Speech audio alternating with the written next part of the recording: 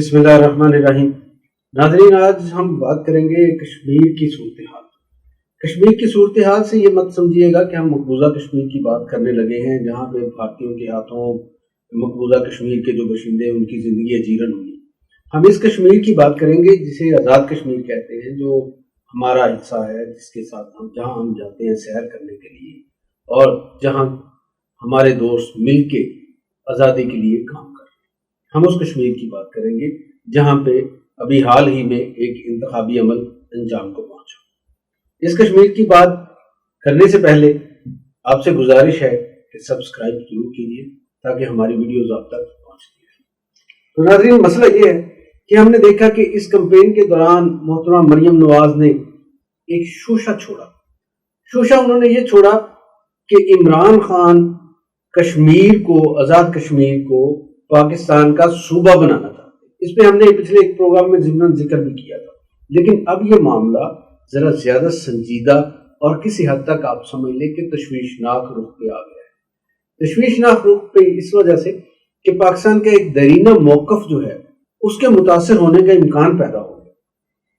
پاکستان اور کشمیری، دونوں طرف کے کشمیریوں کی میں بات کرتا ہوں، ان کا ہمیشہ سے یہ موقف رہا ہے، خواہش رہی ہے کہ کشمیر کا پاکستان کے ساتھ الحاق ہو۔ تاریخی طور پہ اس کے شواہد ہیں کہ 19 جولائی 1947 یعنی پاکستان بننے سے ایک ماہ پہلے کی بات ہے، جب کشمیریوں نے یوم الحاق پاکستان منایا۔ یہ تاریخی طور پہ موجود ہے شہادت اس کی۔ انہوں نے یہ دن اس وجہ سے منایا کہ ان کی خواہش تھی کہ کشمیر پاکستان کے ساتھ الحاق کرے، پاکستان کا حصہ بنے۔ اب حصہ بننے کے بعد کیا ہوگا؟ حصہ بننے کا عمل یہ تو نہیں ہے کہ کشمیر الگ تھلگ رہے، کشمیر کی ایک آزاد حیثیت رہے، یہ نہیں۔ حصہ بننے کا عمل یہ ہے کہ پاکستان کے جس طرح سے یونٹ ہیں اسی طرح سے کشمیر بھی ایک انتظامی یونٹ ہوگا پاکستان کا۔ وہ یونٹ اس طرح سے ہوگا جیسے پنجاب ہے، سندھ ہے، بلوچستان ہے، جیسے KPK ہے، تو یقینی طور پہ پھر کشمیر کی حیثیت اسی طرح سے ہوگی صوبے کی، اور صوبوں کو خود مختاری حاصل ہے بہت سے معاملات میں۔ 18ویں ترمیم کے بعد بہت سے حقوق مل چکے ہیں، لیکن یہ ایک آئینی سیٹ اپ ہوتا ہے، آئینی ایک فریم ورک ہوتا ہے جس کے اندر کوئی علاقہ ایک ریاست کا حصہ بنتا ہے۔ تو یقینی طور پہ کشمیر کے جو لوگ ہیں جن کی دلچسپی ہے اس موضوع میں، وہ بھی جانتے ہیں کہ اگر الحاق ہوتا ہے تو پھر وہ کس شکل میں ہوگا۔ تو حالیہ جو مہم ختم ہوئی انتخابی، اس میں مریم نواز نے یہ بات کی کہ عمران خان چاہتے ہیں کہ کشمیر پاکستان کا صوبہ بنے۔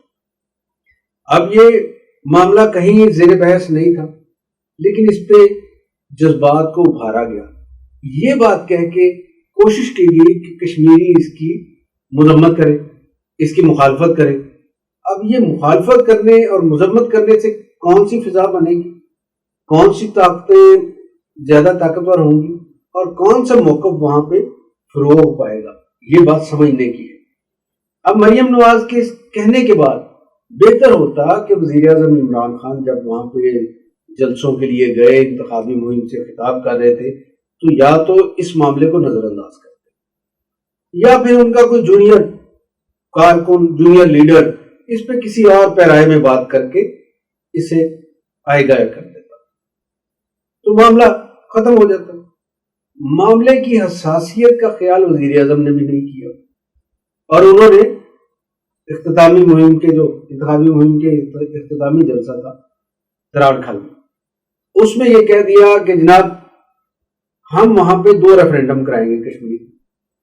ایک ریفرینڈم کشمیریوں سے پوچھیں گے کہ وہ بھارت کے ساتھ ہے یا پاکستان کے ساتھ، اور اگر انہوں نے کہا کہ ہم پاکستان کے ساتھ ہیں تو پھر دوسرا ریفرینڈم ہوگا کہ کیا وہ پاکستان کے ساتھ رہنا چاہتے ہیں، الحاق چاہتے ہیں، یا پھر آزاد چاہتے ہیں۔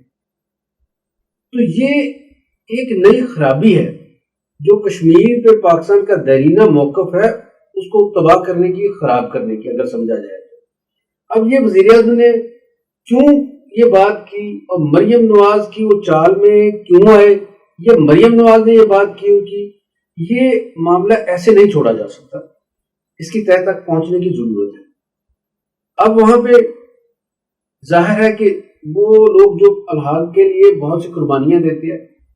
ہم نے دیکھا پاکستان نے 4 جنگیں کشمیر کے لیے اس وجہ سے لڑی ہے کہ کشمیر پاکستان کے ساتھ الحاق کر رہا ہے. ہم الحاق کے حامی ہیں. 1948 میں کشمیر کو آدھے سے زیادہ جو آزاد کروایا تو کن لوگوں نے کروایا اور کیوں کروایا؟ ہم سمجھتے ہیں کہ کشمیریوں اور ہم میں کوئی فرق نہیں. ہم بھائی ہیں. صدیوں سے ہمارے ثقافتی، مذہبی، نسلی تعلقات تاریخی طور پر.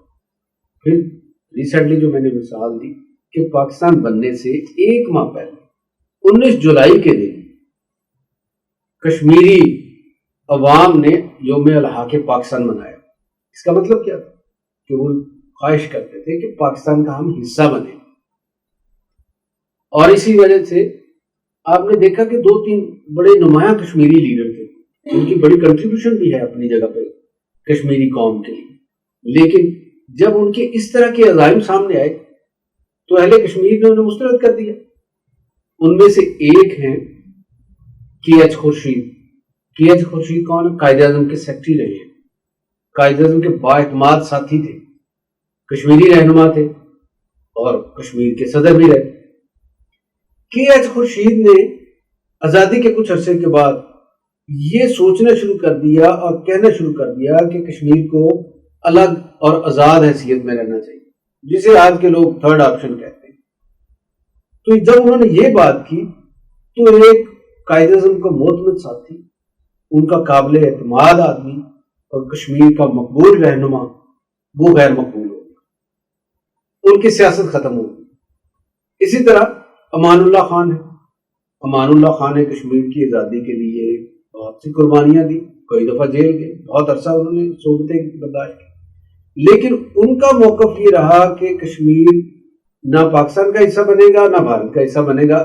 تیسرا آپشن آزاد رہے گا الگ حیثیت میں. تو کشمیری قیادت نے انہیں بھی اور کشمیری عوام نے مسترد کر دیا. اور پھر ہم نے دیکھا کہ چند سال پہلے جب وہ فوت ہوئے تو ان کی بھی حیثیت ایسے غیر مقبول. تو اب یہ غیر مقبول ایجنڈا، غیر مقبول نعرے کیوں پاکستان کے اندر گردش کرنے لگے ہیں؟ کیا یہ اس پہ غور کرنے کی ضرورت نہیں کہ یہ چیزیں کسی قوت کی پلانٹڈ تو نہیں ہے؟ کیا جو ہائبرڈ جنگ کا کہا جا رہا ہے کہ پاکستان کے خلاف شروع کر دی گئی ہے، کیا یہ اس کا حصہ تو نہیں؟ تو ہمیں اس پہ غور کرنا، ان سوالوں کے جواب بھی تلاش کرنا. آپ کا بہت شکریہ. آپ توجہ سے ہمارے پروگرام دیکھتے ہیں، سبسکرائب کرتے ہیں اور اپنا رسپانس بھی دیتے ہیں. تو آپ اپنا تعاون جاری رکھیے گا. انشاءاللہ اگلے کسی پروگرام میں پھر آپ کے ساتھ. شکریہ.